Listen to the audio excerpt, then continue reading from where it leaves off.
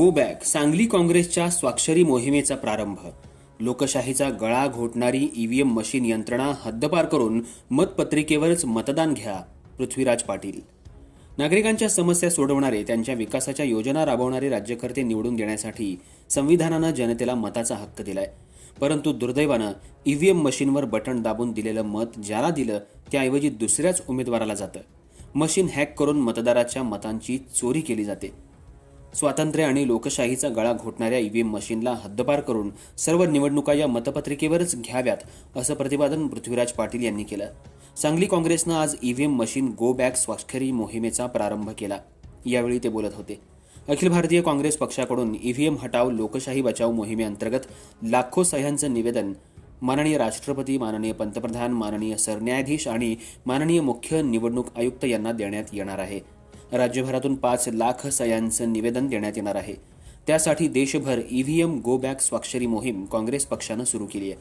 आज सांगली शहर जिल्हा काँग्रेसचे अध्यक्ष पृथ्वीराज पाटील यांच्या नेतृत्वाखाली मित्रमंडळ चौक मेन रोड सांगली इथं ईव्हीएम गो बॅक स्वाक्षरी मोहिमेचा प्रारंभ करण्यात आला. पृथ्वीराज यांनी सांगितलं, महाराष्ट्रात महाविकास आघाडीला लोकसभेत मोठं यश प्राप्त झालं असताना आणि विधानसभेला कोणतीही लाट नसताना झालेला पराभव अनाकलनीय, अविश्वसनीय आणि धक्कादायक आहे. लोकसभेच्या उलटा निकाल कसा काय लागू शकतो?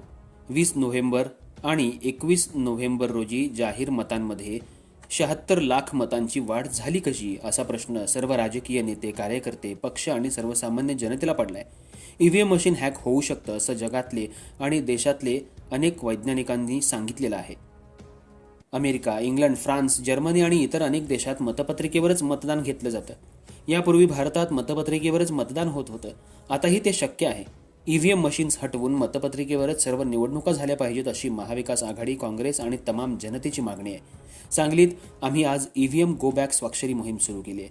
सांगलीकरांनी लोकशाही आणि स्वातंत्र्य वाचवण्याच्या या मोहिमेचं जोरदार स्वागत केलंय. स्वाक्षरीसाठी नागरिकांचा उत्स्फूर्त प्रतिसाद लाभतोय. सांगली विधानसभा मतदारसंघात व्यापक स्वरूपातही सह्यांची मोहीम राबवून सह्यांचं निवेदन प्रदेश कमिटीकडे तातडीनं सादर करण्यात येईल. यावेळी बिपिन कदम, गोपाळ पाटील, रामभाऊ पाटील, प्राध्यापक ND बिरनाळे, आनंदराव पाटील, मयूर पाटील, तौफिक शिकलगार, मंगेश चव्हाण, विजय आवळे, इलाही बारुदवाले, सागर मुळे, शीतल सदलगे, मौला वंटमुरे, श्रीकांत साठे, महावीर पाटील, सनी धोत्रे, दाता शिंदे, शाहनवाज फकीर, गौस नदाफ, रमेश पाटील, योगेश राणे, प्रशांत माने, इसाक मुल्ला, रवींद्र वळवडे, अजीज मेस्त्री, तानाजी रुईकर, प्रसाद गवळी, किरण देवकुळे, विनायक साळसकर, याकूब मणेर, राजेंद्र कांबळे, संतोष भोसले, डॉक्टर विक्रम कोळेकर, डॉक्टर नामदेव कस्तुरे, सत्यजित कराडकर महाराज, प्रशांत अहिवळे, जयंत पन्हाळकर, रजाक नाईक, मनसूर नाईक, सुनील मोहिते, शाबाज नायकोडी, मनोज पवार, प्रशांत देशमुख, बापगोंडा पाटील, विठ्ठल कोळी, नाना घोरपडे, अजित सूर्यवंशी, इरफान केडिया, विलास खेराडकर, मनीष साळुंखे, युसुफ जमादार, साहिल पैलवान, दीपक गायकवाड आणि काँग्रेस पक्षाचे कार्यकर्ते, लोकशाही प्रेमी नागरिक मोठ्या संख्येने उपस्थित होते. अर्थराज्य न्यूज मराठीसाठी प्रतिनिधी मयुरी.